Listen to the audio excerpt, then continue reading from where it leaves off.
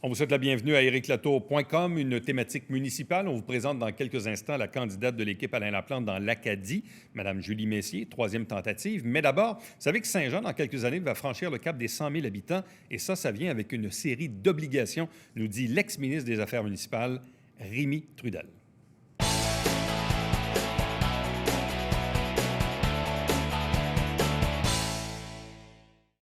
Il y avait un article très intéressant dans l'édition du Canada français de la semaine dernière, jeudi dernier. Vous savez, évidemment, ce n'est pas un grand secret. On sait que la ville de Saint-Jean-sur-Richelieu, un jour ou l'autre, va atteindre le cap du 100 000 habitants. Mais peu de gens savent que ça vient avec des obligations. Il y a des choses qui vont devoir changer lorsque la ville va atteindre ce chiffre magique. Actuellement, on est aux alentours de 98 000. Donc, le 100 000 risque d'arriver quelque part aux alentours de 2025, selon les projections. Quelqu'un qui connaît bien le monde des affaires municipales, il a été lui-même ministre des Affaires municipales il y a de cela quelques années. Il est aujourd'hui professeur à l'École nationale d'administration publique, ce qu'on appelle l'ENAP. Et on rejoint à l'instant M. Rémy Trudel. Bonjour et bienvenue. Au plaisir. Dites-moi, quand une ville franchit le cap des 100 000 habitants, puis on s'entend que ça n'arrive pas tous les jours au Québec, mais ça va changer la donne. Il y a des choses qui vont devoir changer à Saint-Jean-sur-Richelieu. Oui, tout à fait. Lorsqu'on franchit un tel cap, d'abord, disons que c'est comme une sacrée bonne nouvelle.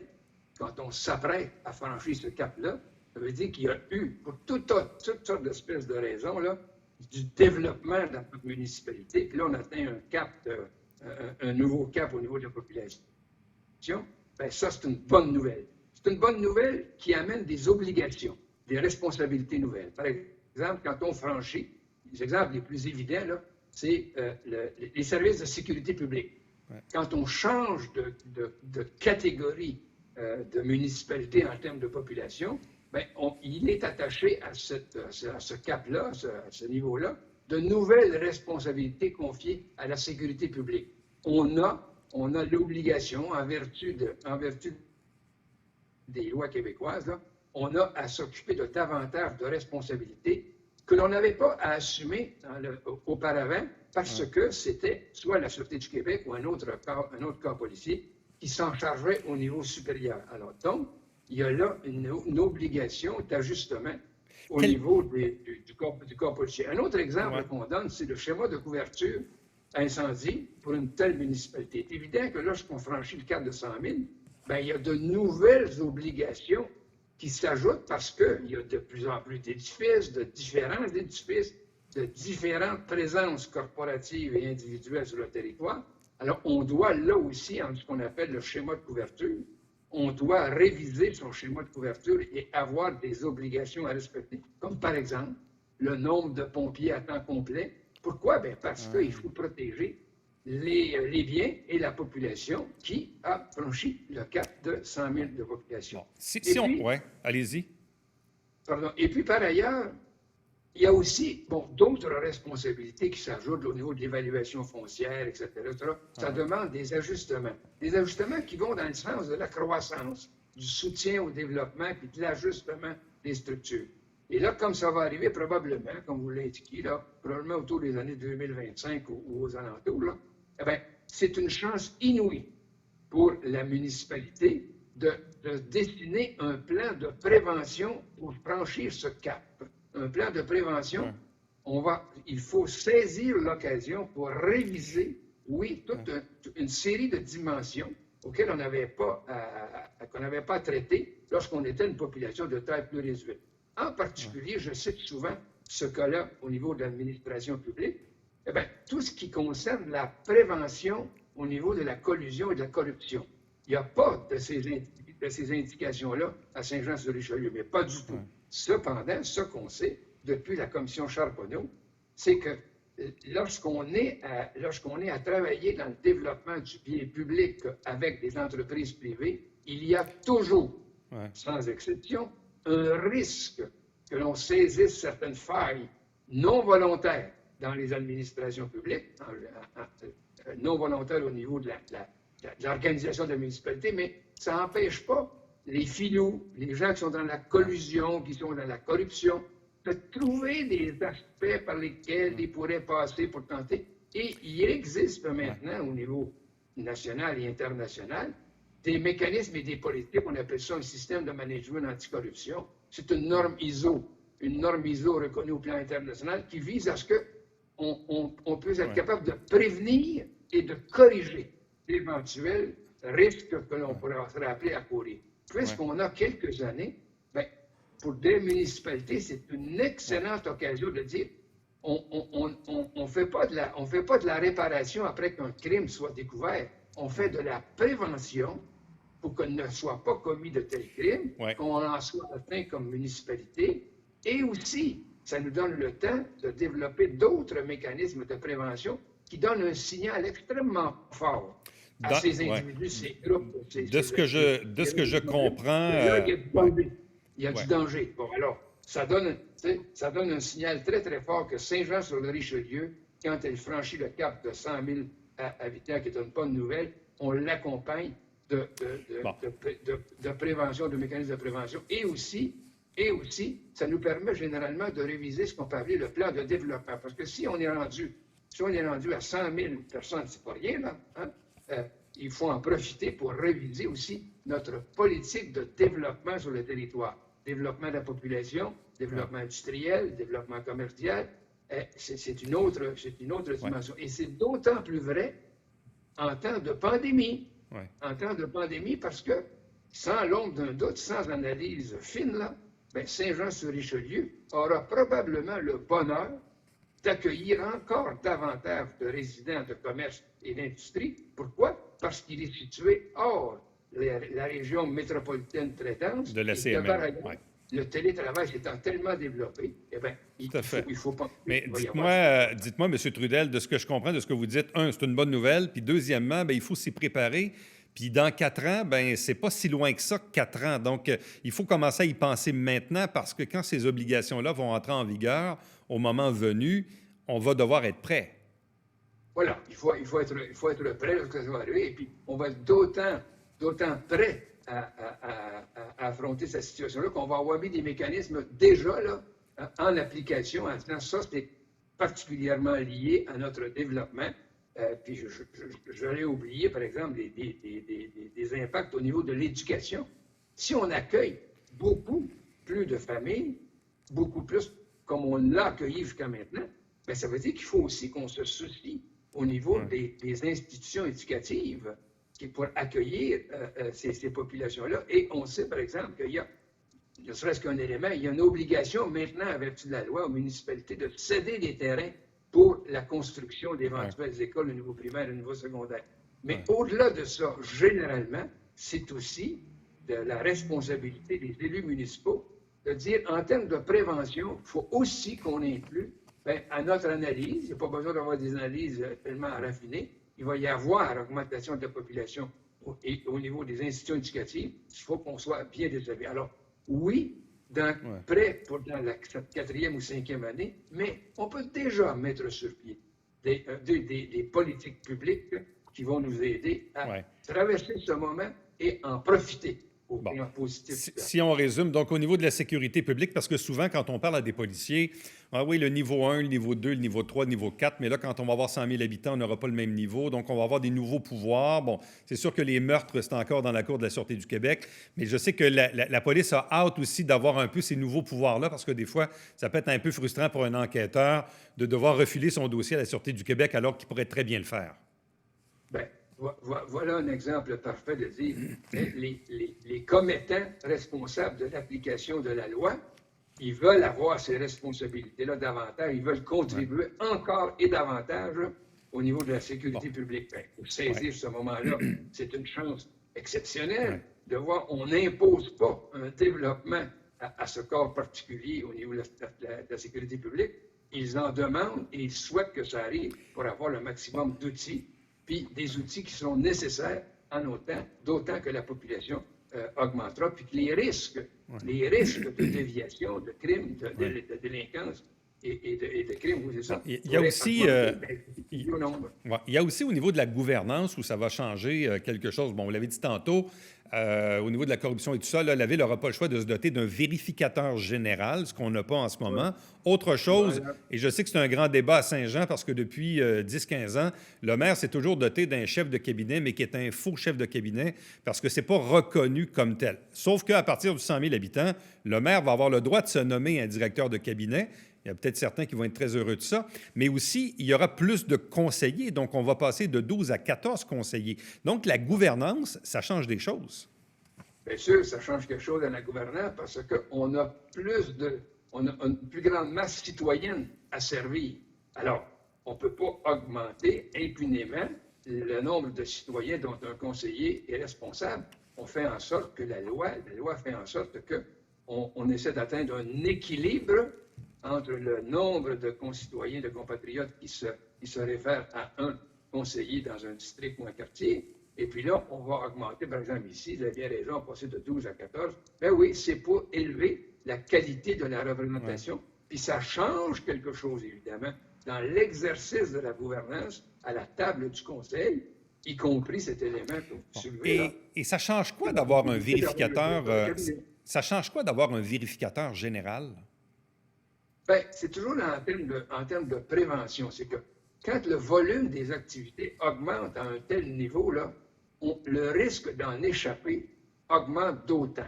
Alors, le vérificateur général, c'est comme une police préventive, une police de prévention.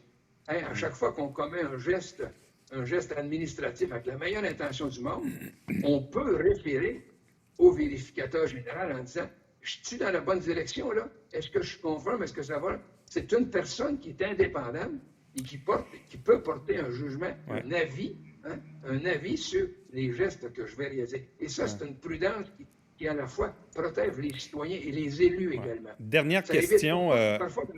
Parfois, dans l'enthousiasme d'un mandat, là, eh bien, on veut faire du mieux, mais on dépasse les limites acceptables. Là, on a une personne indépendante compétente avec des titres qui peut nous tirer des sonnettes d'alarme et dire attention, ça ne va pas dans la bonne direction. Dernière question. Est-ce que vous croyez qu'un jour ou l'autre, la Ville de Saint-Jean-sur-Richelieu n'aura pas le choix de faire partie de la CMM?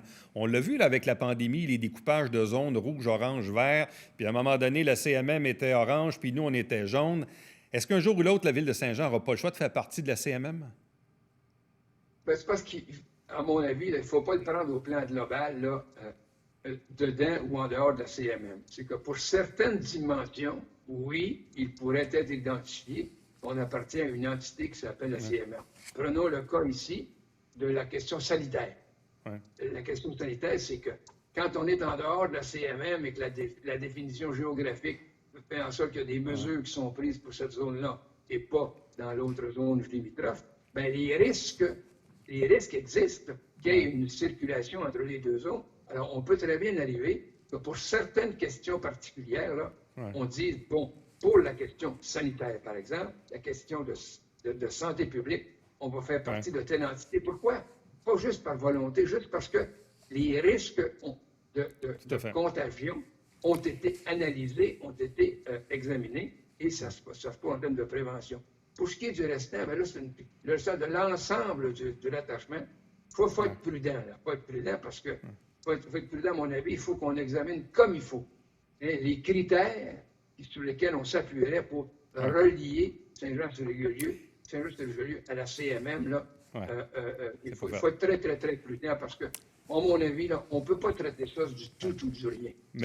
Certaines activités peut-être bien documentées, mais pour un rattachement, c'est une question politique que moi, je ne partage pas. Là, pour le moment. Monsieur Trudel, c'est tout le temps qu'on a. Merci infiniment. C'est fort éclairant de voir une situation à laquelle la Ville va devoir se préparer dans son avenir. Merci beaucoup. Allez, au plaisir et bonne chance. Restez avec nous. Au retour, on continue sur le volet de la politique municipale.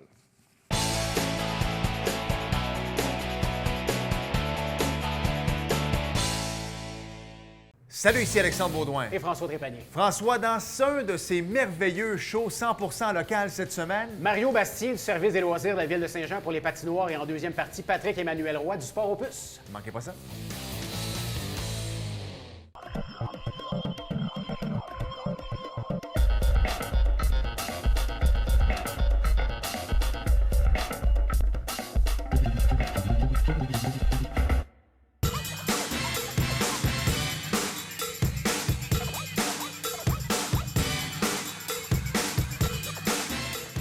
Dimanche, 9h30, Télé Bingo. On vous attend.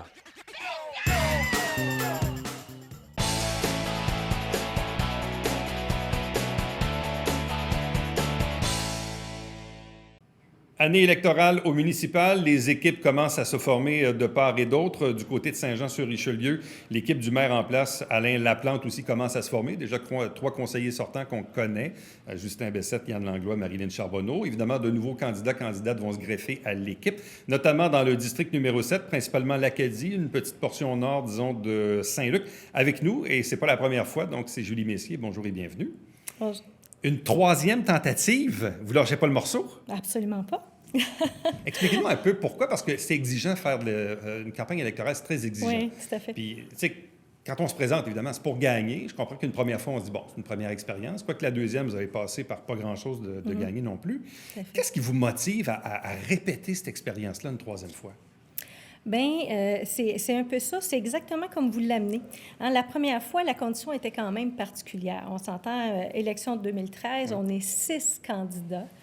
Quand on connaît un peu là, le fonctionnement du municipal, on sait que plus il y a de candidats, bon, plus ça divise les votes. Donc, les chances de passer sont très limitées, presque nulles par rapport, là, finalement, au candidat qui est déjà en place, qui est déjà connu, qui connaît ses dossiers, alors que nous, on arrive, on ne connaît pas nécessairement les dossiers. Fait que c'est plus une expérience qui permet, à la limite, de nous faire connaître.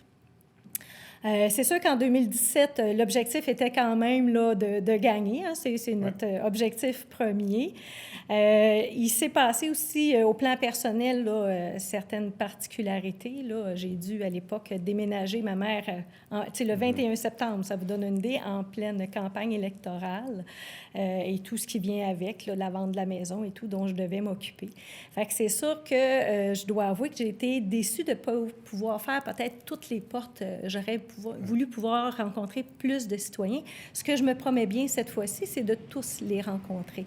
Parce que ça aussi, ça joue, là. Les gens veulent vous connaître, ils veulent pouvoir vous expliquer les particularités des dossiers de leur secteur, parce que l'Acadie, en plus, on le sait, hein, c'est très étendu, puis c'est toutes des petites problématiques différentes, que ce soit le village, Ruisseau des Noyers, Delan, etc. Ouais. Bon, rappelez-moi un peu le score final, parce que c'était une lutte à 2 contre la conseillère sortante, Mme Marcoux.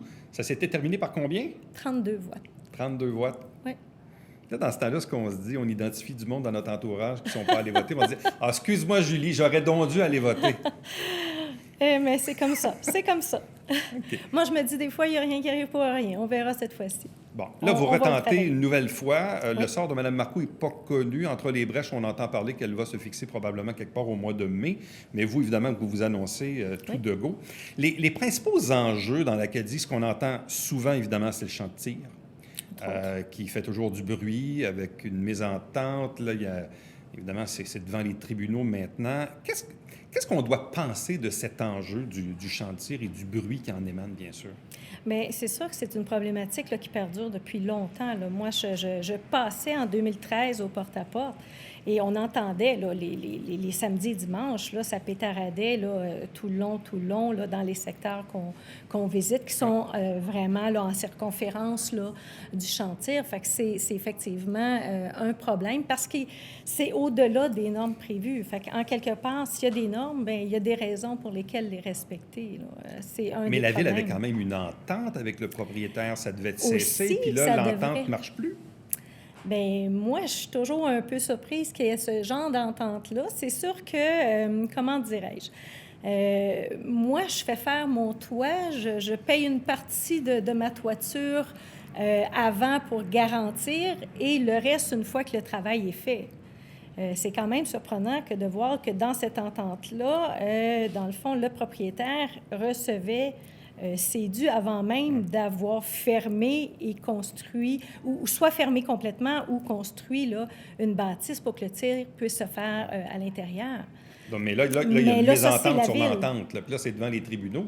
Tout à fait. Au final, l'été prochain, ça ne changera pas grand-chose. Les citoyens vont devoir encore endurer le bruit. C'est sûr que tant que c'est à la cour, c'est problématique. Qu'est-ce qu'on peut faire ou qu'est-ce que vous souhaitez faire dans ce dossier-là? Je comprends que là, c'est devant les tribunaux, mais qu'est-ce qu'on peut faire? Tant que c'est devant les tribunaux, là, c'est difficile d'aller plus avant. Je pense qu'il y a déjà eu plein de démarches qui ont été faites qui, présentement, là, n'ont pas servi. Bon. Il y a aussi la problématique du camionnage, surtout dans le village. Je sais qu'il y a très longtemps, il y avait eu certains projets d'avoir une voie de contournement, mais il aurait fallu probablement dézoner quelques terres agricoles pour y arriver. Ça n'a pas passé, mais il en reste que dans le cœur du village, près de l'école, il y a encore beaucoup de camions. C'est pas propice non plus pour les virages trop. C'est quoi l'alternative? Bien, je pense que là, tu sais, ça aussi, c'est une autre problématique qui perdure. Moi, j'en entends aussi parler depuis 2013 et tout ce qui s'était passé avant là, des essais d'avoir un chemin de contournement. Vous voyez, après l'élection de 2017, il y a une citoyenne qui m'avait approchée. Et effectivement, là, étant donné que le porte-à-porte, puis que je savais les plaintes des citoyens, on a fait un regroupement de citoyens. On a approché aussi d'autres intervenants, là, dans le sens les clubs cyclistes qui se servent beaucoup des routes dans l'Acadie. Il y avait une démarche aussi qui avait été faite par l'un d'entre nous auprès de l'école. On avait aussi rencontré, mais là, ça débutait au niveau des camionneurs, des compagnies, pour discuter avec eux, parce que je pense qu'en quelque part, c'est là que ça va aller. On avait fait, comme je vous dis, là, vraiment un détail, tout l'argumentaire, les plaintes à l'MTQ, et on avait remis ça, là, un beau dossier, là, ficelé et tout, à Mme Marcoux. Et la réponse qu'on a eue finalement, là, quelques semaines plus tard, ou quelques mois en fait, pour être plus précise, c'était que le MTQ refusait, considérait que c'était un chemin. Moi, je pense qu'il faut penser à des alternatives, sortir un peu, faire preuve de créativité, là. Si on pense l'hiver, par exemple, quand le printemps arrive, il a été demandé, voici déjà plusieurs années, moi je me rappelle encore les pancartes là, avec les camions, avec la ceinture pour dire « vous devez être plus léger pour ne pas démolir les routes hein. ». On se rappelle qu'il y avait une question de saison.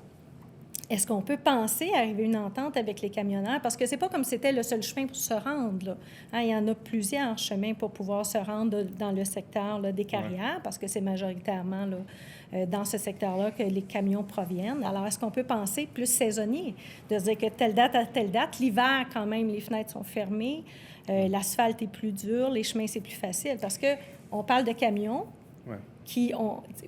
Si on prend le comparatif des camions l'hiver ou au printemps qu'on demande là, d'assouplir un peu et d'être plus léger sur des voies d'autoroute qui sont quand même construites en conséquence. Imaginez ces mêmes camions-là sur un chemin de village, l'impact que ça a, plus le bruit, plus le reste. Il y a aussi dans ce district des enjeux d'infrastructure. Encore quelques rues en gravier à asphalter, mais ça, il y en a ailleurs aussi, il y en a à Iberville.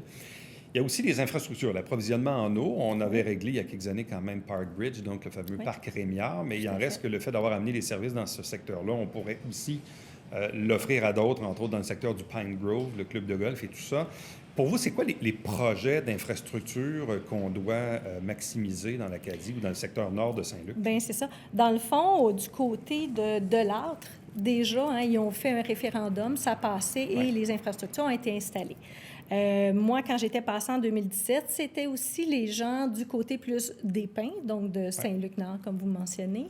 Le discours était variable, mais plusieurs mentionnaient qu'ils voulaient aussi avoir l'eau, qu'ils ne comprenaient pas, à la limite, pourquoi au moment où ça avait monté, justement, pour le secteur du parc Rémiard, pourquoi leur opinion n'avait pas été demandée. Fait que je pense que oui, ce sera un dossier à adresser.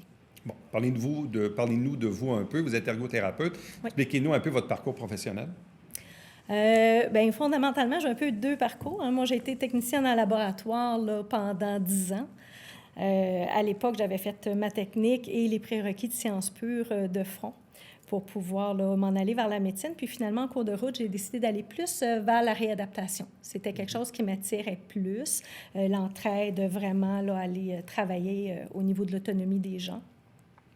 J'ai travaillé, là, ça va faire 29 ans, en fait, que je suis ergothérapeute, avec une clientèle, dans le fond, avec des besoins particuliers, donc enfance et surtout ados, adultes, qui ont soit une déficience intellectuelle, polyhandicap. Maintenant, je suis vraiment spécifique, là, aux autistes, donc vraiment avec une clientèle particulière. Fait que c'est vraiment ce que je fais. Et en parallèle, ben, un peu de politique depuis 2013, que je fais beaucoup d'implications au niveau des sports avec mes fils, foncièrement, j'ai coaché quand ils étaient jeunes au soccer, puis par la suite, je suis devenue gérante de leurs équipes au compétitif parce que là, évidemment, je n'avais plus les compétences là, pour faire... fait que je suis quelqu'un qui a une tendance à s'impliquer beaucoup. Bon, vous êtes une amie, une alliée d'Alain Laplante depuis fort longtemps. Expliquez-nous ce choix, parce que dans toute cette querelle politique qu'on assiste là, depuis presque 4 ans maintenant, puis parfois même les citoyens, ils perdent un peu parce qu'on ne sait plus trop finalement qui a tort, qui a raison et tout ça. Tellement de batailles qu'on s'y perd, mais pourquoi faire ce choix de continuer avec l'équipe d'Alain Laplante? Pour l'intégrité. Pour l'intégrité de l'équipe. Tout à fait. C'est sûr que M. Laplante, on se connaissait, on était plus des connaissances. On a appris à se connaître avec les années. On a développé une amitié aussi en cours de route. Je pense que les gens s'en rendent compte que maintenant, on est plus que seulement des collègues politiques. Et c'est vraiment l'intégrité de la politique de cette équipe-là, qu'on soit capable de dire les vraies choses, qu'on soit capable de nommer peut-être des aberrations, qu'on soit surtout l'importance de la participation du citoyen. Et pas seulement dans le sens de dire on fait une consultation publique. Parce que, bon, pour avoir participé à certaines consultations publiques, entre autres, je me rappelle, je m'étais quand même impliquée, là, tout ce qui était le regroupement pour la protection des boisés. Il y avait eu la consultation publique à cet égard. Et on nous arrive quelquefois avec un paquet un peu ficelé, déjà tout prêt. On fait une consultation publique alors que les décisions sont grandement prises. Et pour moi, faire de la consultation publique, je le vois plus en termes de concertation. Donc, qu'il y ait plusieurs acteurs et qu'on puisse ensemble donner... Parce que je pense que c'est ça qui est gagnant. C'est pas d'avoir tous les mêmes opinions. D'avoir des opinions divergentes, c'est correct parce que c'est ce qui fait progresser un projet. C'est ce qui permet d'amener à une autre étape. Bon. Et peut-être juste pour finaliser, pourquoi revenir avec M. Laplante? Justement parce qu'il y a cette ouverture d'esprit-là. M. Laplante, on n'est pas derrière lui quand on est dans son équipe. On n'est pas là pour répéter ce que M. Laplante nous dit. Les gens qui appuient M. Laplante, on est à côté de lui. Il est très ouvert à ce qu'on ait une divergence d'opinion avec lui. Ce qu'il demande, puis c'est normal, moi je suis pareil, même au plan professionnel, argumentez-moi, dites-moi pourquoi, pour justement faire progresser plus loin. Donc, dernière c'est la question, le temps file. Je sais que sur le fond, vous ne pouvez pas vraiment répondre parce que c'est devant les tribunaux, mais vous faites partie de ces 9 citoyens, 9 partisans du maire ciblés par une poursuite de la Ville, supportée évidemment par le groupe majoritaire. On est devant un projet de médiation. Donc, ça, évidemment, on est devant les tribunaux. Je sais que vous ne commenterez pas. Mais comment on se sent comme citoyen ou comme quelqu'un qui est impliqué dans la politique d'être visé par une poursuite? Comment vous sentez-vous par rapport à ça? Après ma barre, surprise. Surprise, absolument. Est-ce que vous trouvez ça lourd à porter ou vous vivez bien avec ça? Je vous dirais que c'est plutôt incompréhensible. Puis, comme on disait, le peu qu'il y avait à en dire, bien, je l'ai déjà mentionné. Ouais. Sinon, bien, je ne peux pas commenter autre part. Évidemment, on verra parce si qu'évidemment, on verra médiation, sinon on sait que ça s'en va vers la Cour. Donc, on verra quelle situation qui prendra la priorité. Julie Messier, merci beaucoup. Bonne chance. Merci. Restez avec nous. Au retour, on vous présente le mot de la fin.